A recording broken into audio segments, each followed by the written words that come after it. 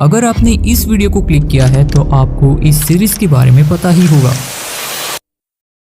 क्योंकि ये सीरीज की स्टोरीज और एनिमेशन हमें ऐसे माइंड बेंडिंग जर्नी में ले जाती है कि हर एपिसोड के एंड में हम शॉक और सरप्राइजेस से भर जाते हैं। तो चलिए विटनेस करते हैं इस मॉडर्न एंथोलॉजी स्टोरीज की जर्नी को लव, डेथ एंड रोबोट्स के बेस्ट एपिसोड्स के साथ।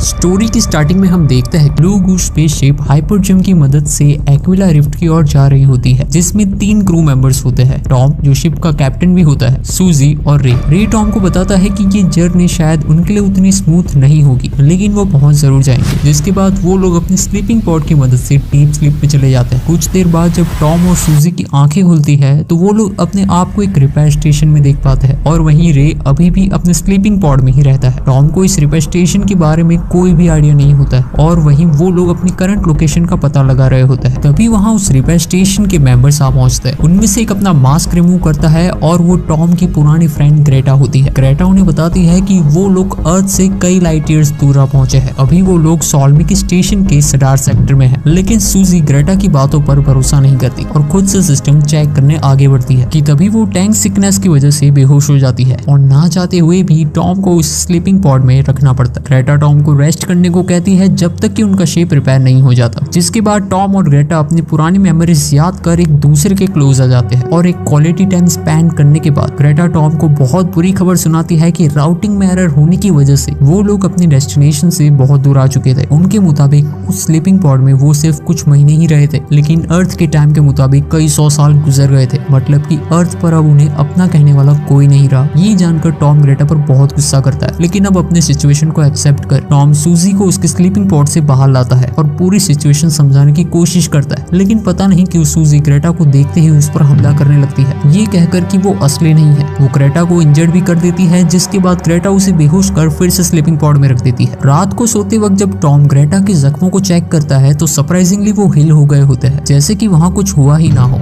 आखिर में टॉम के जोर देने पर ग्रेटा सारी हकीकत बताने के लिए रेडी हो जाती है कि टॉम अभी भी अपने स्लीपिंग चैम्बर में ही है, और वो लोग जिस जगह पर आ पहुंचे हैं वहाँ की रियलिटी जानने के लिए टॉम अभी रेडी नहीं है, और ना जाने कितने ही और शिप राउटिंग एरर की वजह से वहां पहुंचे हैं। ये सब एक सिमुलेशन है। जिसके बाद ग्रेटा टॉम को सिमुलेशन से बाहर लाती है, और हम एक खौफनाक मंजर देख पाते हैं कि टॉम बूढ़ा हो चुका है, मानो कि वो यहाँ कई सालों से अपने स्लीपिंग पॉड में हो, और उनका शिप किसी एलियन स्पाइडर वेब में उलझ कर रह गया होता है। सूजी और रे भी मारे जा चुके हैं, और तभी वहाँ टॉम को एक लेडी जैसी क्रीचर दिखाई देती है। ध्यान से देखने पर वो एक स्पाइडर निकलती है, और ये वही थी जो ग्रेटा बनकर टॉम से अब तक मिल रही थी। टॉम ये सब देखकर फ्रीक आउट करने लगता है, और तभी वो स्पाइडर उसे फिर से सिमुलेशन में डाल देती है, जहां फिर से टॉम अपने स्लीपिंग चैम्बर से बाहर आता है। और स्टोरी की एंडिंग में हम देखते हैं कि सिमुलेशन फिर से रिस्टार्ट हो गया होता है। मतलब कि टॉम बार बार इसी लाइफ को एक्सपीरियंस करता रहेगा जब तक कि वो भी बाकी क्रू मेंबर्स की तरह मारा नहीं जाता। ग्रेटा उसका वेलकम करती है, जिसके बाद हम कुछ सेकंड के लिए फिर से वही कॉस्मिक स्पाइडर वेब को देख पाते हैं, जहां और भी कई सारे शिप फंसे हुए होते हैं। यहाँ हम 2 कंक्लूजन पर आ पहुंचते हैं कि या तो वो स्पाइडर सच में उन लोगों की हेल्प कर रही थी ताकि उन्हें उस डार्क रियलिटी में जीना ना पड़े, या तो फिर वो बस अपने फायदे के लिए उनका यूज कर रही थी। लेकिन इन दोनों ही कंक्लूजन में टॉम मारा ही जाएगा, क्योंकि उसके पास कोई रास्ता ही नहीं है कि वो अपने आप को उस कॉस्मिक वेब से बाहर निकाल सके। और इसी डार्क एंडिंग के साथ ये स्टोरी यही एंड हो जाती है।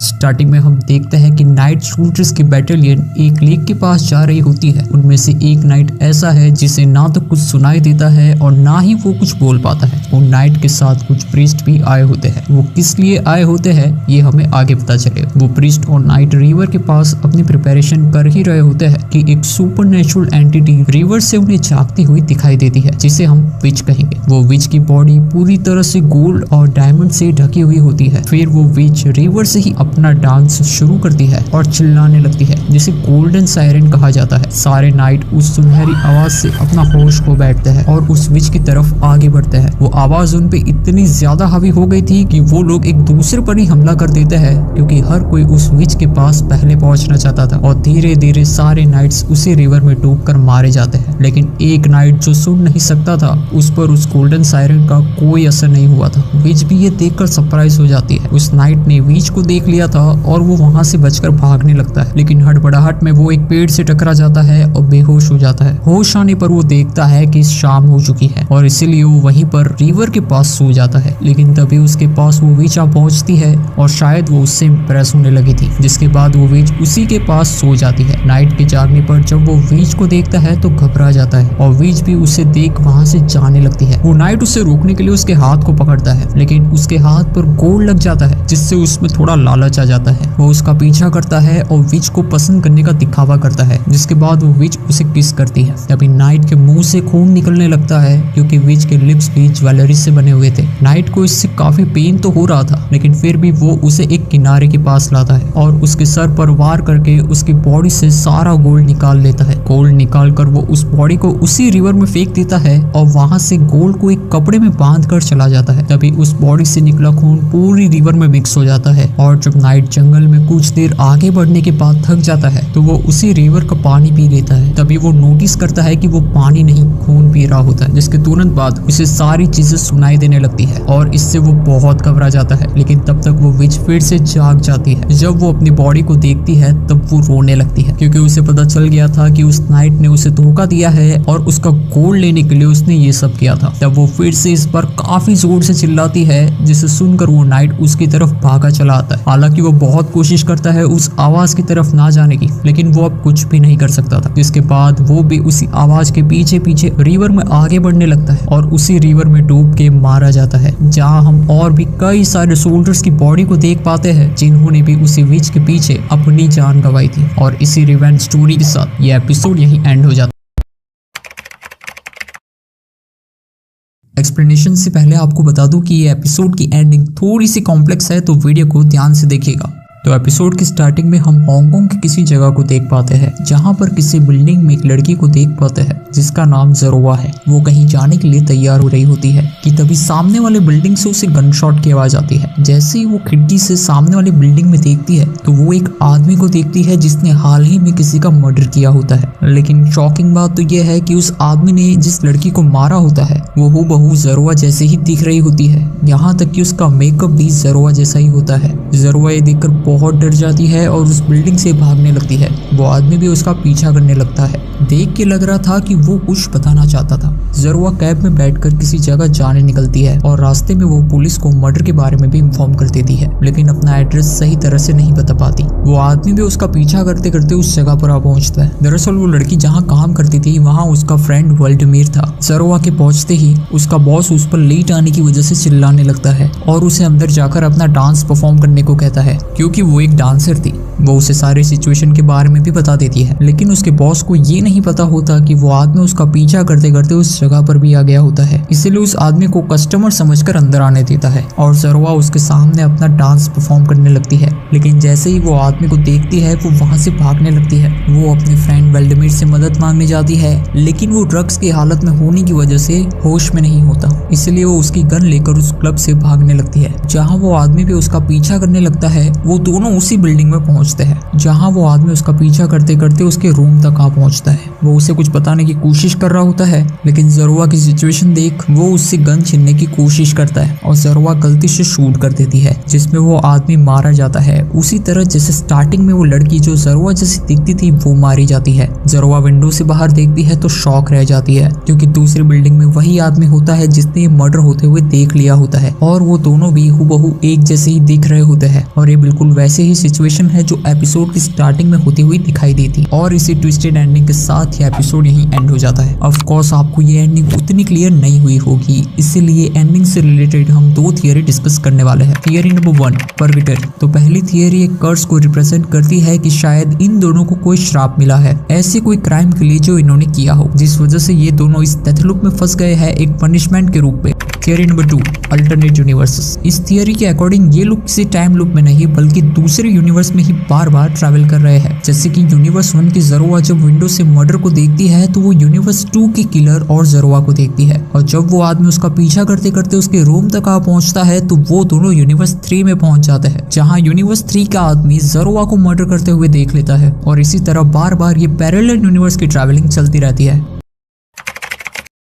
स्टोरी की स्टार्टिंग में हम देखते हैं कि रिपोर्टर क्लेयर एक बहुत ही फेमस पेंटर सीमा ब्लू का इंटरव्यू लेने जा रही होती है। ये बात उसके लिए इसीलिए भी इम्पोर्टेंट है क्योंकि क्लेयर को खुद सीमा ब्लू ने इंटरव्यू लेने के लिए इनवाइट किया होता है। जिसके बाद हम सीमा ब्लू की स्टोरी जान पाते हैं कि कैसे ह्यूमंस की पेंटिंग में परफेक्शन हासिल करने के बाद सीमा ब्लू यूनिवर्स की और अपनी क्रिएटिविटी को ले गया, जिस आर्ट को सीरीज में म्यूरल आर्ट कहा गया है। और ऐसे ही ग्रैंड स्केल म्यूरल आर्ट के दौरान लोगों ने एक मिस्टीरियस ब्लू बॉक्स को उन पेंटिंग्स के बीच में नोटिस किया, जिसके बाद उस ब्लू कलर को हर पेंटिंग में देखा जाने लगा। इंटरेस्टिंगली उस ब्लू बॉक्स का शेप और साइज हर आर्ट के बाद बढ़ता ही जा रहा था जब तक कि उसने पूरी पेंटिंग ही कवर ना कर ली, जिसके बाद लोगों को लगा कि अब इससे ज्यादा क्या ही हो पाएगा। लेकिन ये तो बस शुरुआत थी। सीमा ने पूरी बिल्डिंग्स, कॉलोनीज, सिटीज और एंड में पूरे के पूरे प्लैनेट्स को ही ब्लू कलर कर अपने जाइंट म्यूरल आर्ट को लोगों के बीच में पेश किया, जहां ऐसे आर्ट के लिए उन्होंने एक बहुत बड़ा बलिदान भी दिया। और तभी क्लेयर जीमा ब्लू के प्लेस पर आ पहुंचती है, जहां हम जीमा ब्लू को देख पाते हैं जो कि पूरी तरह से एक रोबोट बन गया था। जी हाँ, अपने आर्ट्स के लिए जीमा ब्लू ने खुद के सारे बॉडी पार्ट्स को एडवांस रोबोटिक पार्ट से एक्सचेंज कर लिया था ताकि वो यूनिवर्स के किसी भी एनवायरनमेंट में रहकर अपने आर्ट को क्रिएट कर सके। लेकिन अब वो अपना फाइनल आर्ट प्रेजेंट करने वाला था, जहाँ क्लेयर की मदद से वो अपनी स्टोरी पूरी दुनिया के सामने रिप्रेजेंट करना चाहता था। जहाँ क्लेयर को एक स्विमिंग पूल दिखाई देता है। पूछने पर पता चलता है कि कई साल पहले एक टैलेंटेड वुमन जिसे प्रैक्टिकल रोबोट्स में बहुत दिलचस्पी थी,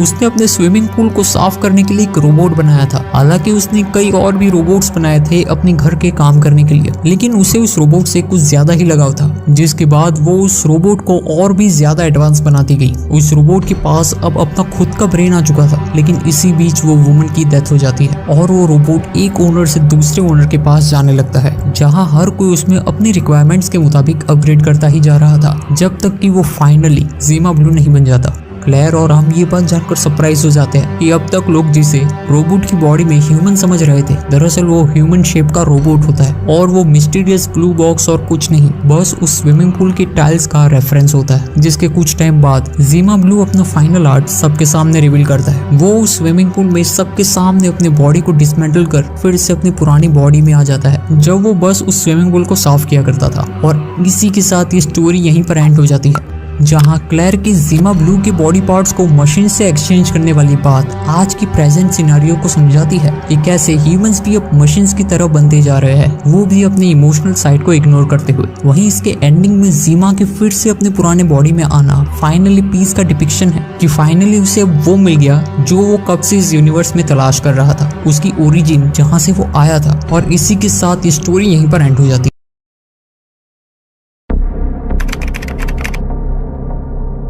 तो स्टार्टिंग में हम देखते हैं कि एक शार्क हंटिंग शिप तूफान में जूझ रही होती है कि तभी वहां पर एक बड़ा सा क्रीचर हमला कर देता है। उस क्रीचर का नाम है थैनापॉड। वो आते ही कई सारे सीलर को जान से मार देता है। सब लोग उसे मारने की काफी कोशिश करते हैं, लेकिन उस पर किसी चीज का कोई असर ही नहीं हो रहा था। जिसके बाद वो क्रीचर शिप के बेसमेंट में चला जाता है। तभी वहां शिप के बाकी मेंबर्स आ जाते हैं और अब ना चाहते हुए भी उन सब में से किसी एक को बेसमेंट में जाकर उस क्रीचर को मारना होगा। सब लोग डिसाइड करते हैं कि जो भी छोटी लकड़ी उठाएगा वो नीचे जाएगा। सब एक एक करके अपनी बारी से लकड़ी को चूज करते हैं, लेकिन तभी एक बड़ा सा आदमी लाइन तोड़ लकड़ी चूज करता है और वो छोटी लकड़ी निकलती है। जिस बात से गुस्सा होकर वो अपने को ही शिप का लीडर बना लेता है और शिप के कैप्टन टोरिन को ही बेसमेंट में जबरदस्ती भेज देता है। टोरिन बेसमेंट में जाता है और उसके जाते ही वो क्रीचर उस पर हमला कर देता है, लेकिन वो क्रीचर टोरिन से एक डेड बॉडी के जरिए बात करता है। वो उसे पास के फेडन आइलैंड ले जाने की बात करता है, जिस पर टोरिन बताता है कि उसे उससे पहले उसके साथ एक समझौता करना होगा। वो बताता है कि वो अकेला ही है जो इस बोट को आइलैंड तक पहुंचा सकता है और उसे एक चीज चाहिए जो उस क्रीचर के पास है। दरअसल उस क्रीचर ने जिन लोगों को खाया था उनमें से एक इंसान के पास एक चाबी थी जो टोरिन को चाहिए थी। जिसके बाद वो क्रीचर उसे वो चाबी दे देता है। टोरिन उसके बाद बेसमेंट से ऊपर आता है और आते ही अपने मेंबर से भागकर कमरे में रखी एक बॉक्स को ओपन करता है, जिस पर एक पिस्टल होती है और वो उन सबको गन पॉइंट पर ले लेता है और अपनी डील के बारे में बताता है और फिर से अपने आप को शिप का कैप्टन बना लेता है। जिसके बाद पहले तो वो उस आदमी को क्रीचर के हाथों मरवा देता है, जिसकी वजह से उसे नीचे जाना पड़ा था। जिसके बाद वो बताता है कि क्रीचर फेडन आइलैंड जाना चाहता है, लेकिन टोरिन ऐसा नहीं चाहता था, क्योंकि आइलैंड पे जाते ही पता नहीं वो क्रीचर कितने ही लोगों की जान ले ले। इसीलिए वो उसे पास ही के डेजर्टेड आइलैंड ले जाने का प्लान बताता है और एक वोटिंग करवाता है, जहाँ पर जो भी उस क्रीचर को फेडन आइलैंड ले जाना चाहता था वो एक्स मार्क करेगा और जो मेंबर उस क्रीचर को डेजर्टेड आइलैंड ले जाना चाहता है वो ओ मार्क करेगा।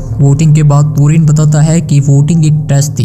उसने हर एक वोटिंग पेज पर एक सिंबल बनाया था ताकि उसे पता चल सके कि किसने क्या वोट किया है, क्योंकि वो गद्दार को हटाना चाहता था। जिसके बाद वो वहां पर खड़े 2 भाइयों को शूट कर देता है। टोरिन कहता है कि अब हम सब एक ही मिशन पर आगे बढ़ सकते हैं और उस क्रीचर को किसी दूसरे आइलैंड पर लेके जा सकते हैं। जिसके बाद वो उन डेड बॉडीज को क्रीचर को खिला देता है। फेटन आइलैंड के लिए डायरेक्शन देखने के लिए जब टोरिन शिप के ऊपरी भाग में होता है तो उसके ही साथ ही उसे मारने के लिए एक आदमी को भेजता है और वो उसे शूट करने ही वाला था कि वो क्रीचर टोरिन को अपने पास बुलाता है और टोरिन को पता चलता है कि उस क्रीचर ने कई सारे बच्चों को जन्म दिया है और उन सबको जल्द से जल्द खाना खिलाना होगा। इसलिए वो क्रीचर टोरिन को जल्द से जल्द फेटन आइलैंड ले जाने के लिए कहता है। जिसके बाद टोरिन अपने सारे मेंबर्स को पहले की गई गलतियों के लिए माफ करता है अगर वो सब फिर से उसके प्लान में साथ दे, क्योंकि अब फेटन आइलैंड कुछ ही मिनटों की दूरी पर था। जिस पर सारे मेंबर्स फिर से टोरिन का साथ देने के लिए मान जाते हैं। जिसके बाद वो कुछ देर के लिए सोने चला जाता है, लेकिन उसके साथी का कुछ और ही प्लान था। वो टोरिन के कमरे में जाकर उस पर अटैक कर देता है, लेकिन वहां पर टोरिन नहीं होता है।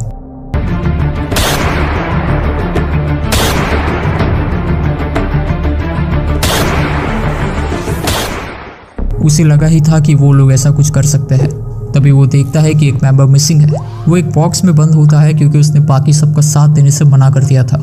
टोरिन उसका शुक्रिया अदा करता है और सारी डेड बॉडीज को उस क्रीचर और उसके बच्चों को खिला देता है। डेड बॉडीज को बेसमेंट में डालते वक्त वो एक राज की बात बताता कि उसने वोट में किसी भी तरह का कोई सिंबल नहीं बनाया था, क्योंकि उसकी जरूरत ही नहीं थी। ये कहकर वो उस आखिरी मेंबर को भी बेसमेंट में गिरा देता है, क्योंकि सब ने एक्स माँ के किया था। मतलब कि सब लोग बस अपनी जान बचाना चाहते थे, जिसके बदले में भले ही उन्हें कितने ही मासूम लोग और बच्चों की जान लेनी पड़े, लेकिन टोरिन ऐसा नहीं चाहता था।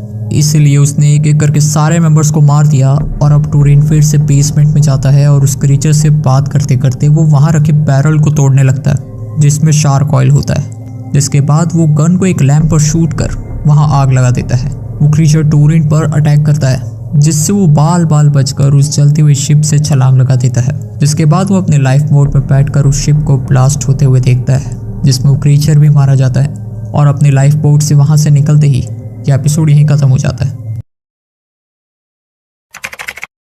कहानी की शुरुआत में हम एक बड़े से फार्म को देख पाते हैं, जहाँ पर एक कपल हैंक और बैथ कुछ बात कर रहे होते हैं। सब कुछ नॉर्मली चल रहा होता है कि तभी बैथ हैंक को होल्स के बारे में बताती है जो कि उनके पेस्चर फेंस पर क्रिएट हो रहे हैं। हैंक तुरंत ही ये बात उनके नेबर्स जेक और मेलन को बताने को बोलता है और तुरंत ही अपने मैक सूट में बैठकर उस फोर्स फील्ड की ओर आगे बढ़ता है। वहाँ पहुंचने पर हैंक देखता है कि उस होल से कई सारे एलियन लाइक क्रीचर्स निकल रहे हैं। वो तुरंत ही उन पर अटैक शुरू कर देता है, लेकिन वो नंबर्स में बहुत ज्यादा होने की वजह से हैंक सिर्फ अपनी एक गाय को लेकर वहां से सेफ लोकेशन की ओर भागता है। हजारों की तादाद में इन क्रीचर्स को देख बैथ मेलन को उसके हस्बैंड जेक को हेल्प करने को कहती है। जेक थोड़ा डरफोक टाइप का आदमी होता है और उसका सूट भी अभी वॉर के लिए रेडी नहीं हुआ होता है, लेकिन हेलन के कहने पर जेक उस फोर्स फील्ड के पास पहुंचता है। बट वो भी अपनी आंखों पर यकीन नहीं कर पा रहा होता है क्योंकि वहां इतने सारे होल्स क्रिएट हो रहे थे। तभी वहां हैंक और एक और बेहतरीन वॉरियर मेला पहुंचती है। अनफॉर्चुनेटली उन्हें पता चलता है कि उनकी हेल्प के लिए और कोई भी नहीं आ रहा है। वो तीनों ये जानकर थोड़े डर जाते हैं, लेकिन उन्हें उन क्रीचर्स को तब तक रोक के रखना होगा जब तक कि बैथ बाकी सारी फैमिलीज को लेकर बंकर में नहीं चली आती। वहीं बैथ की हेल्प के लिए मेलेना पहुंचती है। वो तीनों बड़ी मुश्किल से उन क्रीचर्स को रोक रहे होते हैं। क्रीचर्स डायरेक्टली बंकर की ओर जा रहे होते हैं और कुछ ही टाइम में उनके एमोस खत्म हो जाते हैं। बैथ तुरंत ही उनके लिए एमोस भेजती है। जेक उन एमोस की तरफ जाता है, लेकिन उसे रीलोड करने में टाइम लग रहा होता है और सारे क्रीचर्स बंकर के और भी नजदीक पहुंच रहे होते हैं। ये देखकर हैंक जैक को उन्हें वहीं छोड़ बंकर के पास जाने को कहता है, क्योंकि उसके एमोस ऑलरेडी खत्म हो गए होते हैं और अगर उन क्रीचर्स को तुरंत ही नहीं रोका गया तो वो सब कुछ बर्बाद करके रख देंगे। इसीलिए हैंक और मेल खुद को सैक्रिफाइस करने वाले होते हैं। बट टू देयर सरप्राइज जेक बड़ी बहादुरी से उन क्रीचर्स पर अटैक कर देता है और जैक और मेलन को उनके एमोस प्रोवाइड करता है। अनफॉर्चुनेटली जेक उन क्रीचर्स के कुछ ज्यादा ही नजदीक चला जाता है। उन क्रीचर्स ने जेक की मैक सूट को काफी ज्यादा डैमेज पहुंचा दिया होता है और इसी वजह से जेक अपने मैक सूट को ब्लास्ट कर खुद का सैक्रिफाइस कर देता है। मेलन ये जानकर बहुत दुखी हो जाती है और उस ब्लास्ट में ऑलमोस्ट सारे क्रीचर्स मारे जाते हैं। लेकिन तभी एक बहुत बड़ा क्रीचर बंकर की तरफ आगे बढ़ रहा होता है। हैंक और मेल उसे मारने की काफी कोशिश करते हैं और बैथ भी इसमें उनका साथ दे रही होती है और फाइनली हैंक की हेल्प से